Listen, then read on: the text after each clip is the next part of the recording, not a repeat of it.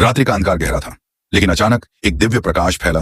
Jail के दरवाजे अपने आप खुल गए, क्योंकि ब्रह्मांड का स्वामी अवतरित हो चुका था। एक भविष्यवाणी जिसने कंस को कंपा दिया था, तेरी मृत्यु तेरी ही बहन के 8वें पुत्र के हाथों होगी। भय और क्रोध में अंधे कंस ने देवकी के बच्चों को मारना शुरू कर दिया, लेकिन वो नहीं जानता था उसका अंत निश्चित था। वासुदेव नन्हे कृष्ण को टोकरी में उठाए यमुना पार कर रहे थे। लहरें उफान पर थीं, लेकिन जैसे ही कृष्ण के चरण पानी को छूते हैं, नदी दो भागों में बंट जाती है, क्योंकि ये कोई साधारण बालक नहीं, साक्षात नारायण का अवतार था। गोकुल में एक रहस्यमयी नदी थी, कालिया नाग के झर से काली पड़ चुकी थी। कोई उसमें उतरता तो जीवित वापस न आता, लेकिन जब नन्हे कृष्ण ने उसमें प्रवेश किया, पूरी नदी शुद्ध हो गई। कालिया नाग थर थर कांपने लगा और श्री हरि के चरणों में समर्पित हो गया। गोपियों के घर से माखन रहस्यमय तरीके से गायब हो जाता था। मटकी कहीं लटकी होती, पर कुछ देर बाद खाली मिलती। कौन था ये बालक? ये तो कोई साधारण शरारत नहीं थी, यही तो नंदलाल की लीला थी, प्रेम और आनंद से भरी हुई।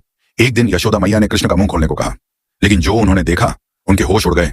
नन्हे बालक के मुख में पूरा ब्रह्मांड समाया हुआ था, तारे, ग्रह, आकाश, गंगा, सब कुछ। क्या ये उनका पुत्र था या स्वयं ब्रह्मांड का स्वामी? कंस ने बार बार राक्षसों को कृष्ण को मारने भेजा। पुतना, शकटासुर, तृणावर्त सभी आए, लेकिन सभी का अंत हो गया। वो समझ नहीं पा रहा था कि जिसे वो मारने की कोशिश कर रहा था, वही मृत्यु का देवता था।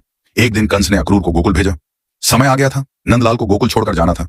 गोपियों की आंखों में आंसू थे, ब्रज के लोग व्याकुल थे। लेकिन ये लीला का अंत नहीं, एक नए अध्याय की शुरुआत थी। कृष्ण का बचपन केवल एक कथा नहीं, एक दर्शन है। वो सिखाते हैं कि जीवन प्रेम, आनंद और धर्म का संगम है।